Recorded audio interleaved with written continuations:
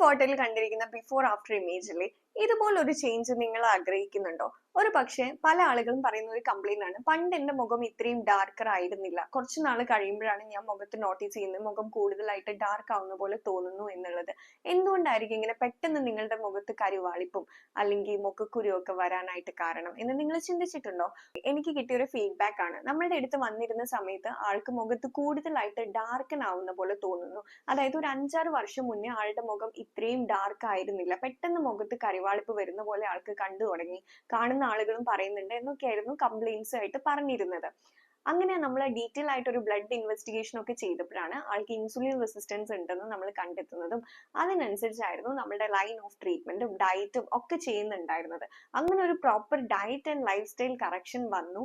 അതിന്റെ കൂടെ തന്നെ നമ്മൾ മെഡിസിൻസും സ്റ്റാർട്ട് ചെയ്തു. അങ്ങനെ ഒരു തേർഡ് ഫേസിലാണ് നമ്മൾ ഈ ഫേസ് പാക്കും മുഖത്ത് പുറമെ പുരട്ടാനുള്ള കാര്യങ്ങളൊക്കെ ഇൻട്രൊഡ്യൂസ് ചെയ്യുന്നത്. അപ്പൊ നിങ്ങളുടെ മുഖത്തും ഇതുപോലെ കരിവാളിപ്പും മുഖക്കുരു ഒക്കെ വരുന്നുണ്ടെങ്കിൽ നമ്മുടെ ശരീരം നമുക്ക് തരുന്ന ചില സിഗ്നൽ ആണെന്നുള്ളത് മനസ്സിലാക്കുക. നമ്മുടെ ശരീരത്തിലെ ഗട്ട് ഹെൽത്ത് ശരിയായിരിക്കില്ല, അല്ലെങ്കിൽ നമ്മുടെ മെറ്റബോളിസം കറക്റ്റ് ആയിരിക്കില്ല, ഇങ്ങനെ ഒരുപാട് കാരണങ്ങൾ വരാം. അപ്പൊ എന്താണ് കാരണം എന്ന് കണ്ടുപിടിച്ചിട്ട് അതിനാണ് നമ്മൾ ചികിത്സ ചെയ്യേണ്ടത്. നിങ്ങൾക്ക് ഇതുപോലെ പ്രോപ്പർ ആയിട്ടുള്ള ഒരു സ്കിൻ കെയർ ഗൈഡൻസ് വേണമെന്നുണ്ടെങ്കിൽ ഞാൻ താഴെ കൊടുത്തിരിക്കുന്ന വാട്സ്ആപ്പ് നമ്പറിൽ കോൺടാക്ട് ചെയ്യാം. കൂടുതൽ വിവരങ്ങൾ അറിയാനായിട്ടും ഈ വാട്സ്ആപ്പ് നമ്പറിൽ മെസ്സേജ് അയക്കാം.